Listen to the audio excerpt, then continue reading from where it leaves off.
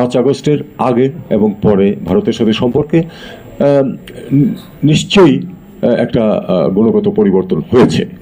এটা মেনে নিয়ে আমাদেরকে চেষ্টা করতে হবে সম্পর্ককে এগিয়ে নিতে। এটা আমি সেই সূত্রেই কিন্তু আমি প্রপোজ করেছিলাম প্রথমে যে আমাদের যে মেকানিজম আছে ফরেন অ্যাফেয়ার্স কনসালটেশন, আমরা এটা শুরু করি এবং এটা আমরা শুরু করছি। স্যার কি মৃত? উনি একটা খুব চমৎকার রিপ্লাই দিয়েছেন যে মনে হচ্ছে মৃত, তবে তাকে কবর দেবেন না। মনে হচ্ছে মৃত কিন্তু কবর দেবেন না, কারণ এটা আবার জেগে উঠতে পারে।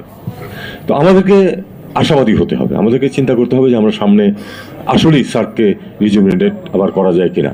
ঠিক আছে, খুব বেশি সাফল্য আমরা হয়তো আশা করবো না, কারণ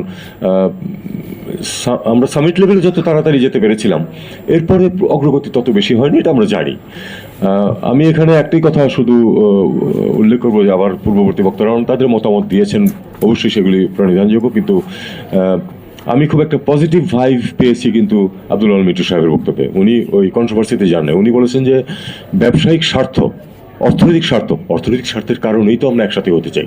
আমরা চাই যে আমাদের সবারই, বিশেষ করে এটা একটা সবচেয়ে দরিদ্র অঞ্চল পৃথিবীর, অন্যতম দরিদ্র, সবচেয়ে বলবো না, আমি আফ্রিকাতে ছিলাম, দারিদ্র কি আমি সেটা সেখানে আমি সেটা দেখে এসেছি। আমি প্রচুর ভ্রমণ করেছি আফ্রিকাতে, প্রচণ্ড চরম দারিদ্র আছে সেখানে এখনো।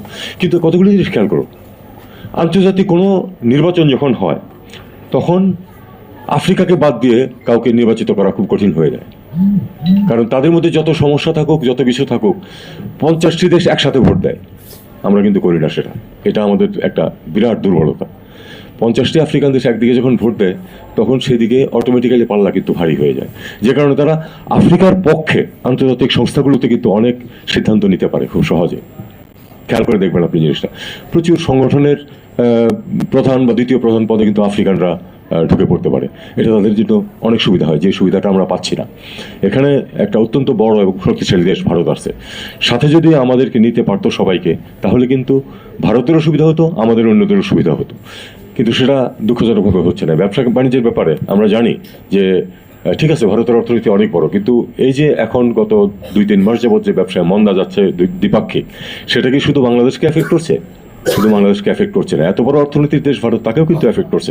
পরিমাণটা হয়তো প্রপোর্শনেটলি হয়তো অত বেশি না, কিন্তু এফেক্ট কিন্তু করছে।